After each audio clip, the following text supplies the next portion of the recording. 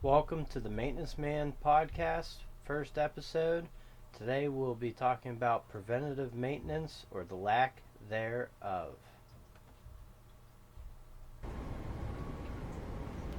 Zen. So, while we're on break here, I don't know if I'll keep this in. I'm recording my first podcast in the furnace room, of course. So I have this thing kicking on. It's 20 degrees out today. And I got kids running around upstairs. So this is definitely something I'll do at night. But we'll see if we can't record this one today and get it done. Not sure.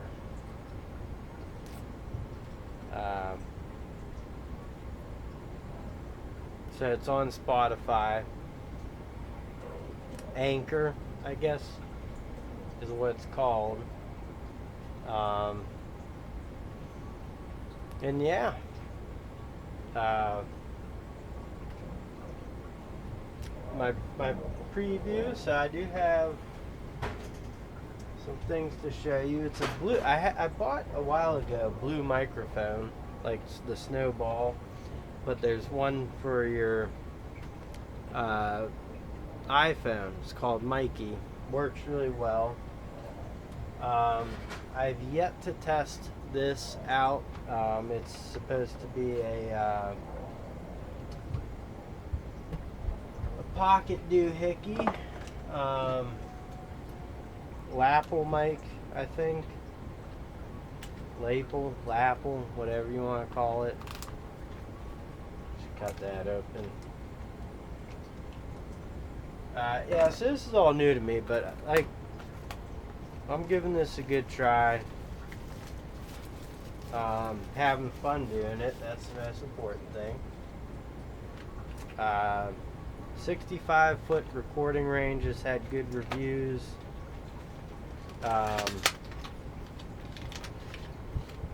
Didn't even open it up yet, but this is what the shebanger looks like. Oh, it's got two in there.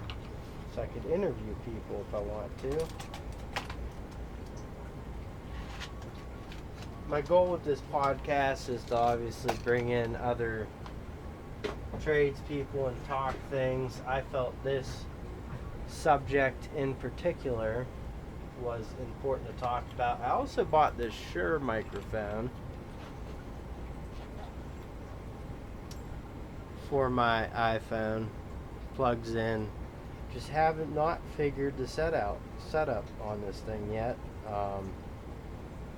It's not as easy as the blue, but we're getting there. Sure makes pretty good stuff. And of course I have, if I bring up the Tascam mini thing, and then I have my microphone here set up, rigged up there. Then I got you guys propped here, so I'm going to pause this while the furnace is on. Field of maintenance on my side. So I started out in 2015 doing apartment maintenance. I left in 2001 and moved to commercial side. Still have tenants, just businesses and commercial buildings. Now, the one thing I like about the commercial side is you can, there's building inspectors, there's fire inspectors, sprinkler inspectors, a whole bunch of inspectors that come through a majority of your buildings. I work for a fairly large company, and we take care of a lot of buildings. And so on the safety side, I think we're well kept. And I'm not saying either of my companies, but I have noticed that preventive maintenance has gone the wayside, and I don't know how other maintenance men feel in their different fields, but It's becoming more apparent that it's the preventive maintenance side of things has left. We no longer really have the time to do it, and if we get caught doing it, it's almost taboo, if I'm using that term properly. But it's more or less put out the fires when they come up, and chase your tail around as much as you can.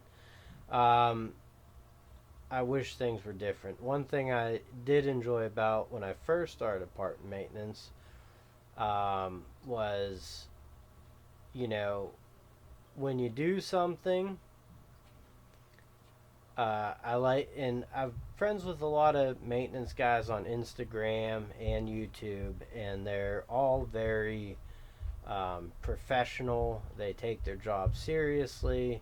Um, Better than a lot of the contractors and subcontractors that come through when the company decides to use a subcontractor or something, or deem where they need you not to be doing that specific task. As my first podcast, I am doing this during the day. I'll start doing them at night, but you will hear kids rambunctiously jumping around upstairs, and I'll have to take pauses for my furnace to kick on and off. I will have to find a better setup, but I'll do this more at night. Getting back to the maintenance part of things, I enjoyed, though, taking pride in my work, and I still take pride in my work. I see a lot of people that I follow take pride in their work, but I understand there's guys out there that do not.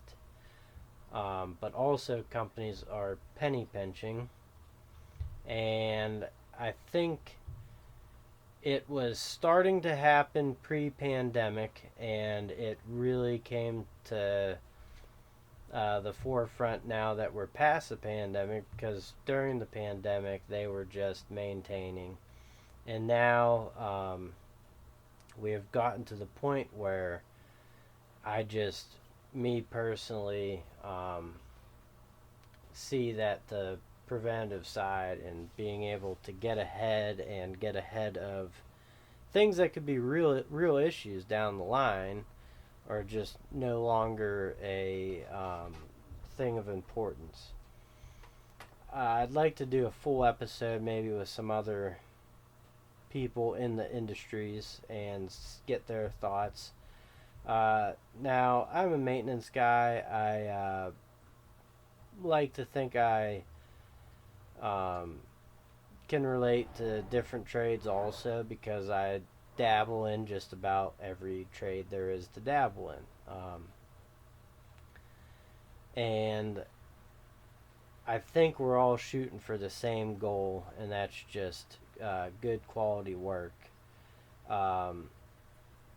There's a lot of negativity built in around maintenance guys and or handymen, but the truth of the matter is there's handymen that do fantastic work and are booked up for so long that 2-year waiting list, and there's maintenance guys that are just killing it out there. Now, just to give you a little bit of my background, I started in apartment maintenance. I'm up north, so not so much of the HVAC stuff. I did do boiler work, replacing pumps and thermocouplers, and just cleaning out boilers and stuff, and repairing gas valves, and that's about the extent of my HVAC type stuff. Window unit ACs. Nowadays, it's very little you can do to fix or salvage them. But on the plus side, a lot of the ones that I was replacing were definitely 15 to 20 years old. So, filters, cleaning out those filters, big thing. We always had extras on hand. People called up, said they weren't working. What they do, biggest issue, is they turn them the coldest they can, the filter's filthy, clogged up, and that's something that they're supposed to take care of. So you'd see it all the time. Sometimes be so frozen you can't even get the thing off, so you just unplug the unit, let it drain out, and then come back later. I'd put like a big, storage bin or something, mixing pan underneath. And once it melted, I'd get the filter out. I usually had 20 or so clean downstairs, pop a new one in, worked great. But where I got ahead was on the remodel side of things. I did tile work, flooring, trim out apartments with baseboard and, you know, quarter round or, shoe molding. Tiled the bathrooms, backsplashes, installed kitchen cabinets and countertops and sinks. And I was also a lot, did plumbing and, cleared drains and stuff. So that's on my end. And when I first started, I could, there was, it's older buildings, so up on the roofs there were chimney stacks for the heating and domestic hot waters, ventilation, and back then they would just put some brick pillars and then a slab of concrete on top. Some of those had broken, fallen in. The repair before me was people were just putting plywood underneath the slabs. Eventually it was just collapsing onto the chimneys, so I ended up buying chimney caps and installing them and properly affixing them. But that was the cool preventive stuff I could do, or hop up on the roofs and replace the old mercury vapor lights with all LEDs. By the time I left my old property, it was lit up like a soccer field, or a football stadium. It was well lit. I'd go around. We had garages, and I would go around and just start lubing all the rails and springs, and they're older garages, and go around, tighten up the bolts and whatnot. Just make sure everything's nice, tight. Get the cobwebs away from the cameras. But then we just ended up getting so busy with remodeling, and the time for that disappeared pretty quickly. So as we got busier with the remodeling and all that, the time for the preventative building checks, maintenance, all that. I mean, building checks, you go through, check all the smoke detectors in the hallways. That's something that we still kept up with because that's important. But all the it eventually just got to the point where we were just keeping up. So companies, I think, definitely understaff us, overuse us.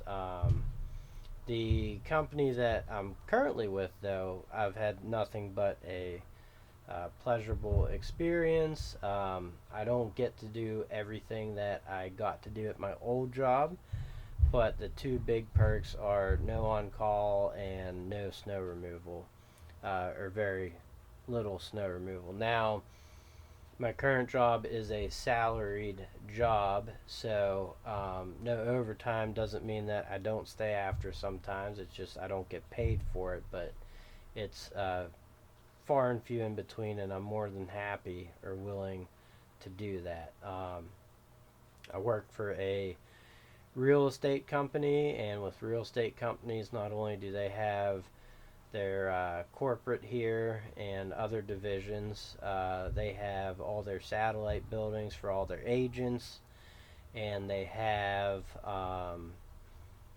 just a bunch of rental spaces too that we take care of. But if you go follow me, please, on both YouTube and Instagram. What I'd like to accomplish with my podcast is telling good things and bad things about the industry, and trying to encourage kids to, like my own kids, I'd like to see them go to college if they have a good plan. but I'd also like them to learn a trade or something so they have something to fall back on and or make that a career. We need people in the trades. We need people. Um, I I don't know how, but I have Angie List contractors calling me constantly asking if I could do work. Now I do a little bit of side work here and there on occasion. Pretty much when I want to uh, make a little extra money. I don't have to. I just get some remodeling stuff done or whatever. But I enjoy doing that work, and so every once in a while I get that itch and want to remodel houses and stuff. But getting back, it would be a good thing if companies started getting back into the habit of preventive maintenance and stop understaffing. Even at my current job, I could say we're understaffed. They'll say that they don't have enough work for us, but here we are, barely keeping up with what we have and doing the best we can.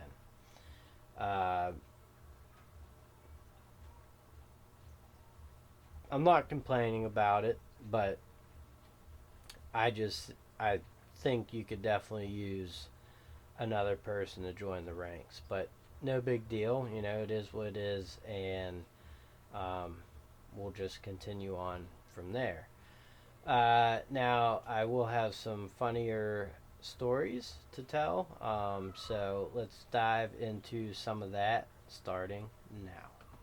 One of the better stories I have about apartment maintenance before I joined the commercial side was there was one tenant, and I told this on my live stream on YouTube last night, that heard water running down her walls. So immediately, I freak out. So I get over there, and she shows me where the noise is coming from. And luckily, it's in the closet in her bedroom, where the access panel for the shower is.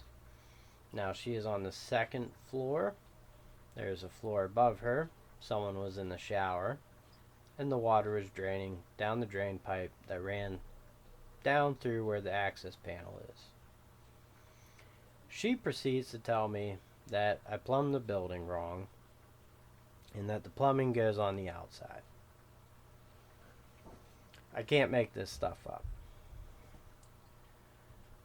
Another call I got was these people have just moved into this apartment, and we we would have this company come in and refinish all the bathtubs and the bathtub surrounds. They were cast iron or whatever, and they said that the color of the water coming out was blue and it needs to be tested immediately. We need to put a water filtration system on, blah blah blah blah blah. So I get there and I'm looking at the water, and sitting on the edge of the bathtub they have a bottle of soap that is blue. Mind you, the bathtub and surround are all freshly painted white. The floor tile is white and black checkered style, and the walls are all white. And these are college educated students. So I said to the guy, he was like, "See, it's blue." I said, "Yeah, I see it's blue." And so I asked him to grab me a cup. So he goes, grabs me a cup. I put the cup in the water, pull it out, take it over to a light, show him it's clear as can be. He goes, well, I don't understand. I said, well, I'm not college educated, but you see that blue bottle of shampoo there?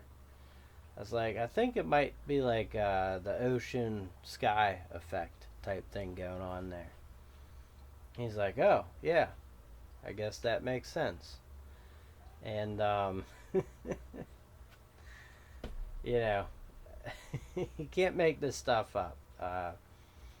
There's another podcast. Hopefully, I'll be joining just to do an episode telling some funny stories. So I don't want to give too many other funny ones away, but those are two that I remember from my apartment days. There's so many more, and just, the list could go on and on and on. All right, we are back for the last segment of the episode 1 Maintenance Man podcast. Thanks for joining. I truly appreciate it. I'm also able to sprinkle in some of the music that I enjoy. I'm very passionate about music, and so it's cool to be able to sprinkle it in there. This is a whole new process for me. I'm going to do it at nighttime and not in my furnace room and not right behind a fish tank and not while kids are jumping, running, and screaming upstairs. But I will be doing more of these.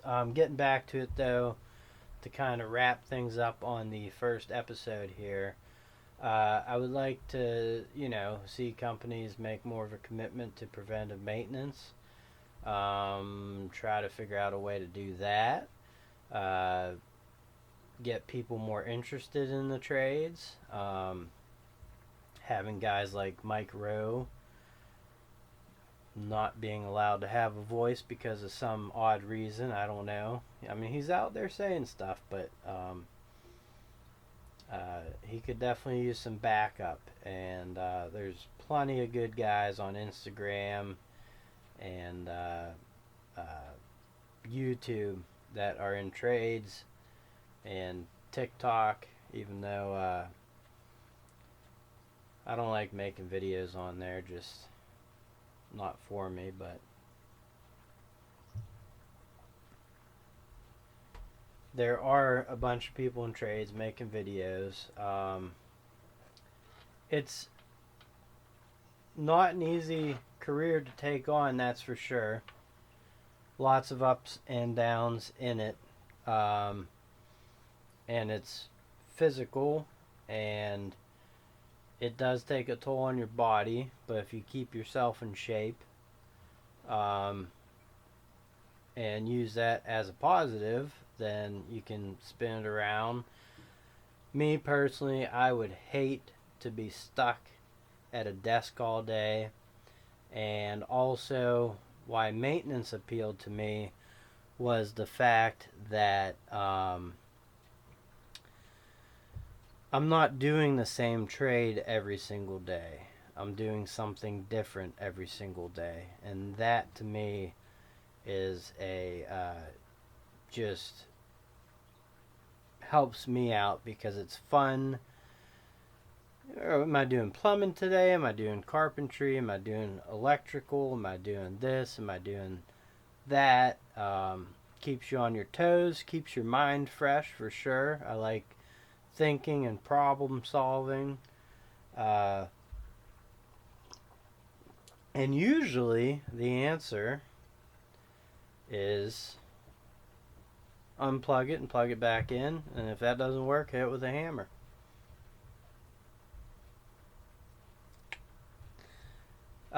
No, but the whole problem solving and just fixing stuff, and a lot of times people, for the most part, are very appreciative of the work that you do.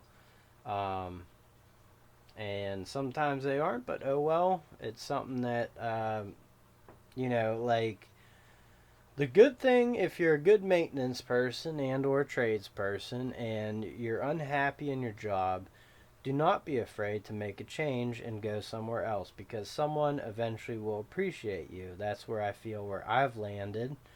And like I said, every job has its ups and downs. But for the most part, my good outweighs the bad tremendously. And I am kind of paving my own way, I believe, in the company in a good way. I mean, I'm low man on the totem pole, but I feel like I'm getting somewhere and making some strides. Uh, Trying to turn their mentality around on a few things, and the other gentleman I work with is doing the same type of work. So, don't get content in your job. If you're not happy, don't be afraid to go out and start looking. Although try and keep it on the down low, because I have seen a feller put his resume on LinkedIn, and my boss saw it and let him go. Um, but luckily, the kid already had a job lined up, so it really didn't matter. It was kind of funny, and my boss didn't know that at the time, but that's at an older job, non-related. Anyways, guys, I appreciate you joining the podcast. I hope you enjoyed the information. My next one hopefully will be a little more